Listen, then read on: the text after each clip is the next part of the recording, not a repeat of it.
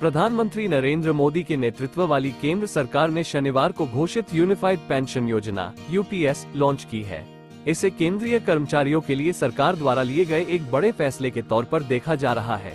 इसका सीधा असर सरकारी नौकरी करने वाले देश की अर्थव्यवस्था में रीढ़ की हड्डी माने जाने वाले मध्यम वर्ग के एक छोटे से हिस्से पर पड़ने वाला है। यह नई यूनिफाइड पेंशन स्कीम अगले वित्त वर्ष से लागू होगी। इन्हीं मुद्दों पर मेट्रो रेल कर्मचारी पंचायत के प्रदेश महामंत्री व हिंद मजदूर किसान पंचायत के राष्ट्रीय सचिव राकेश मणि पांडेय ने अपने विचार व्यक्त किए।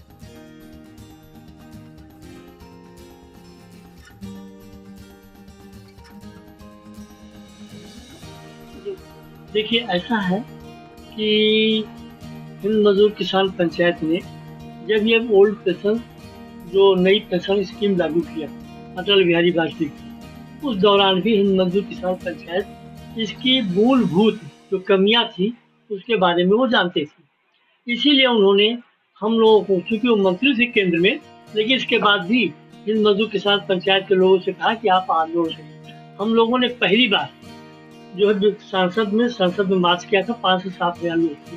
उस समय सारे ट्रेड यूनियन के लोग, जो बड़े बड़े नेता हैं, केंद्रीय नेतृत्व के लोग हंस रहे थे, कह रहे नई पेंशन स्कूल है, अच्छी है। लेकिन अब उसकी कमियां नजर आ रही हैं। अब जब कमियां नजर आ रही तो पिछले, आपने देखा होगा, पिछले 10 सालों से कुछ नहीं था।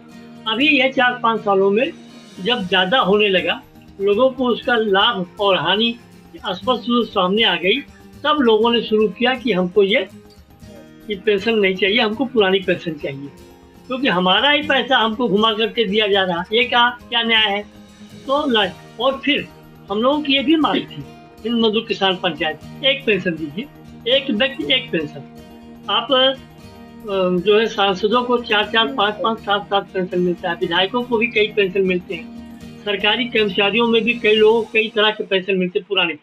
हमने कहा सबको एक व्यक्ति एक पेंशन करिए, और इसके बाद वो जो पैसा बचता है, करोड़ों अरबों रुपया बचेगा, उससे आप हिंदुस्तान के सारे वो लोग जिनकी उम्र 60 साल से ऊपर हो जाए, उन्हें आप एक ऐच्छिक पेंशन 7,500 रुपया, एक नॉर्मल पेंशन उनको दे सकते हैं। आपको मालूम है, निजीकरण में जो लोग आज की तारीख में छोटी छोटी फैक्ट्रियों से जो लोग भविष्य निधि में पेंशन स्कीम अपना कटौती करके जमा कर रहे हैं, उन्हें 400, 500, 800, 1100, 1200 यही पेंशन मिल रही है। इससे अतिरिक्त कोई पेंशन नहीं मिल रही।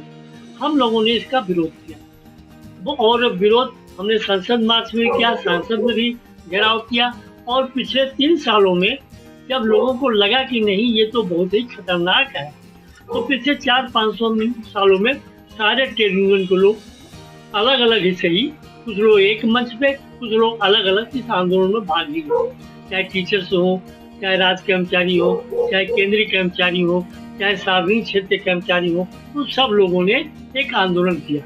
और उस आंदोलन के फलस्वरूप आपने देखा होगा, विगत 3-4 माह पहले दिल्ली में हम लोगों ने संसद में इतनी भीड़ थी कि कहीं तिल रखने की जरूरत नहीं, पूरा दिल्ली अस्त व्यस्त हो गया। तो सरकार को भी ये लगा। हम लोगों ने ये भी कहा था कि अगर सरकार हमारी बात नहीं मानेगी तो हम लोग नोटा चलाएंगे। आपने देखा होगा राजस्थान और मध्य प्रदेश में जो चुनाव हुए, उसमें काफी संख्या में नोटा चला, बहुत भारी संख्या में नोटा आया। और उत्तर प्रदेश में जो चुनाव हुआ, उसमें भी आपने देखा होगा भारी संख्या में नोटा जा रहा। हम लोग नहीं चाहते, हम लोग सरकार के साथ हैं, सरकार की स्थितियां भी हैं, लेकिन सरकार के पास अनाप शनाप पैसे जो खर्च किए जा रहे हैं सांसदों, विधायकों, राजनीतिकों और दूसरे लोगों के ऊपर, वो कम से कम गरीब मजदूरों का भी ध्यान देना चाहिए। केंद्रीय कर्मचारियों ने लगातार प्रयास किया, और उस प्रयास के तहत जो केंद्रीय जेडीसी है, उसके तहत प्रधानमंत्री ने खुद बात करने के बाद उन्होंने पुरानी पेंशन तो नहीं बहाल की, अब उसमें भी एक कटौती कर दी। हम 50% देंगे और 50% सरकार अपना अंशदान देगी, और वो अंशदान कर्मचारी को नहीं देना होगा। लेकिन ये 2025 से लागू होगा। क्यों भाई? 2005 से लेकर के और 2025 में जो लोग रिटायर हो रहे हैं उनका क्या करेंगे आप? तो ये जो स्थितियां हैं बहुत भयानक हैं, और इस भयानक पे हम चाहते हैं कोई भी कर्मचारी आज की तारीख में पुरानी पेंशन से ज्यादा कुछ नहीं मांगे। और फिर पुरानी पेंशन में दिक्कत क्या है सरकार की? अगर एक चीज पुरानी पेंशन चल रही है, एक संविधान के तहत दी जा रही थी, एक ऐसा स्तंभ था जो पेंशन जो है बुढ़ापे की एक लाठी है। जब आदमी नौकरी करता है तो नौकरी के दौरान वो कोई पैसा नहीं बचा पाता, किराए के मकान में रहता है, बच्चों की पढ़ाई में खर्च करता है और भी तमाम दिक्कतें होती हैं। रिटायर होता है तो उसको ग्रेच्युटी फंड मिलता है, उससे वो अपना मकान या आवास या और भी कुछ चीज़ें, शादी ब्याह में जो कर्जा लिया होता है उसकी प्रतिपूर्ति करता है। चौथा, ये जो पेंशन है वही उसकी आखिरी उम्मीद होती है, घर से बेघर ना हो, हम लोग घरों से बाहर न निकाल दिए जाएं, इसके लिए वो पेंशन जरूरी है। क्योंकि अगर पेंशन मिलता है तो आदमी आत्मनिर्भर होता है और वो अपनी आत्मनिर्भरता बनाए रखता है।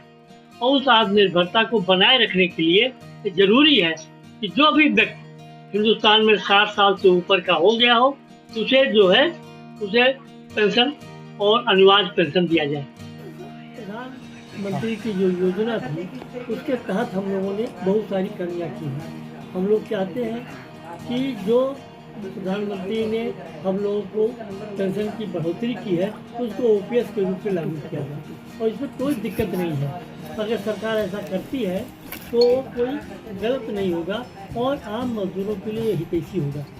उन्हें इन चीज़ों को देख करके और समाचारों को सुन करके हम लोग राहत थोड़ा ले रहे हैं। एक रास्ता निकला है, रास्ते बन रहे हैं और वो दरवाजे पूरी तरह से खुलने की उम्मीद है। हम चाहते हैं कि ये संघर्ष हमारा जारी रहेगा और हम ओपीएस लेके रहेंगे।